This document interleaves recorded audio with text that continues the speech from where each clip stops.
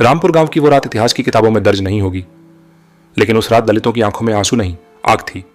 कविता भील और शालिनी भील अमेरिका रवाना हो चुकी थीं, पर जैसे ही उनका विमान दिल्ली एयरपोर्ट से उड़ा, दलित बस्तियों पर हमला शुरू हो गया। अब तो वो चली गई, अब कौन बोलेगा? यही सोचकर मनुवादी ताकतें टूट पड़ी, लेकिन उन्हें नहीं पता था चिंगारी बुझी नहीं थी, राख के नीचे से एक और ज्वाला उठने वाली थी। दिल्ली एयरपोर्ट से अमेरिका के लिए रवाना होते समय कविता भील ने लाइव कहा था, मैं अभी जा रही हूं, लेकिन मेरी हर बात, हर संघर्ष इस देश की मिट्टी में बो दी गई है। अब हर खेत से लड़ाकू पैदा होगा, मैं लौटूं या ना लौटूं, क्रांति रुकेगी नहीं। शालिनी भील ने अपने अंतिम संदेश में कहा, अब संघर्ष एक नेता का नहीं, जनता का है। सवाल मेरा नहीं, सबका है, और जब सवाल सबका होता है तो जवाब भी भीड़ बनकर आता है। दोनों अमेरिका के दलित प्रवासी संगठनों से मिलने अंतर्राष्ट्रीय मंचों पर बहुजन मुद्दों को उठाने निकली थीं। लेकिन जैसे ही वे गईं, सिस्टम के हाथ खुले और मनुवादियों की रातें रोशन हो गईं। रामपुर में दलितों की बस्ती के पास का सरकारी स्कूल पिछले 15 सालों से चल रहा था। कविता के भाषण के बाद अचानक एक नोटिस आया, ये जमीन ग्राम सभा की है, कब्जा हटाया जाए। अगले ही दिन जेसीबी मशीनें आ गईं। बच्चियों की किताबें, दलित बच्चों की स्लेटें सब मलबे में बदल दी गईं। दूसरी बस्ती में खेत जोत रहे दलित किसानों को पीटकर भगा दिया गया। पुलिस मुखदर्शक बनी रही। एक 17 साल के लड़के अंकित भील की मां से जमीन छीन ली गई। उसकी मां सड़क पर बैठकर रोई, मगर अधिकारी बोला, तेरी बेटी कोई कविता भील थोड़ी ना है जो देश हिला देगी। उस रात अंकित ने चुपचाप एक वीडियो बनाया, मैं अब सिर्फ पढ़ूंगा नहीं, संविधान का इस्तेमाल करूंगा। अंकित भील वही लड़का था जिसने कुछ महीने पहले एक विधायक के सामने कह दिया था, आपका कानून नहीं, हमारा संविधान चलेगा। वो वीडियो वायरल हुआ था, उसे कॉलेज से निकाला गया।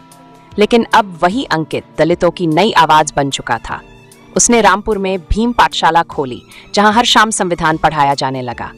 अब हमारी लड़ाई कानून से है, खून से नहीं, लेकिन अगर अत्याचार हुआ तो चुप नहीं बैठेंगे। बिहार में दलितों की झुग्गियों पर आगजनी। मध्य प्रदेश में आदिवासी महिला को निर्वस्त्र करके पीटा गया। झारखंड में ओबीसी छात्रों को हॉस्टल से निकाला गया। हर जगह अंकित की आवाज पहुंचने लगी, उसके वीडियो वायरल हो रहे थे। लाखों लोगों ने उसका समर्थन किया। अगर कविता नहीं लौटी तो क्या हुआ? अब हर गली में कविता भील है, हर घर में शालिनी भील है। एक राज्य मंत्री ने कहा, यह सब विदेशी एजेंडा है, कविता भील देश को बदनाम कर रही है, अंकित जैसे लड़के युवाओं को भटका रहे हैं। एक नकली एनजीओ चलाकर सरकार ने बहुजन क्षेत्रों में भ्रम फैलाना शुरू किया। कहा जाने लगा, ये सब ड्रामा है, कोई संविधान खतरे में नहीं है। मगर अंकित ने जवाब में वीडियो डाला, अगर संविधान सुरक्षित है तो दलितों की जमीनें क्यों छीनी जा रही हैं? स्कॉलरशिप क्यों रोकी जा रही है? एक शाम जब अंकित भीम पाठशाला से बाहर निकला, 4 बाइक सवारों ने उस पर हमला किया। उसका चेहरा बुरी तरह जख्मी हो गया, लेकिन जैसे ही उसे स्ट्रेचर पर अस्पताल ले जाया जा रहा था, कैमरे में उसने कहा, मैं डरूंगा नहीं, संविधान मेरी ताकत है, कविता दीदी ने जो आग लगाई उसे मैं बुझने नहीं दूंगा।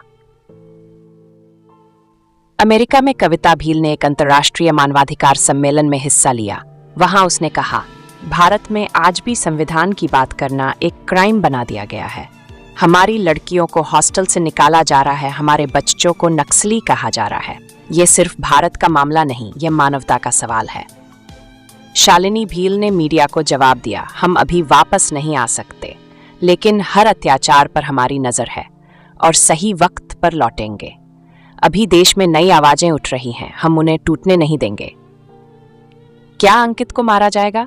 क्या भीम पाठशाला पर हमला होगा? क्या कविता अमेरिका से सब कुछ देख रही है? लाखों लोगों का सवाल है, कविता वापस कब आएगी? पर इस बार जवाब एक बच्चा देता है, अंकित भील। जब तक वो लौटे हम रुकेंगे नहीं, जब तक संविधान जिंदा है अत्याचार नहीं चलेगा। अगर आप जानना चाहते हैं कि अंकित का अगला कदम क्या होगा, क्या कविता वाकई वापस आएगी और क्या ये जन आंदोलन पूरे देश को हिला देगा, तो कमेंट कीजिए। हम सब अंकित भील हैं।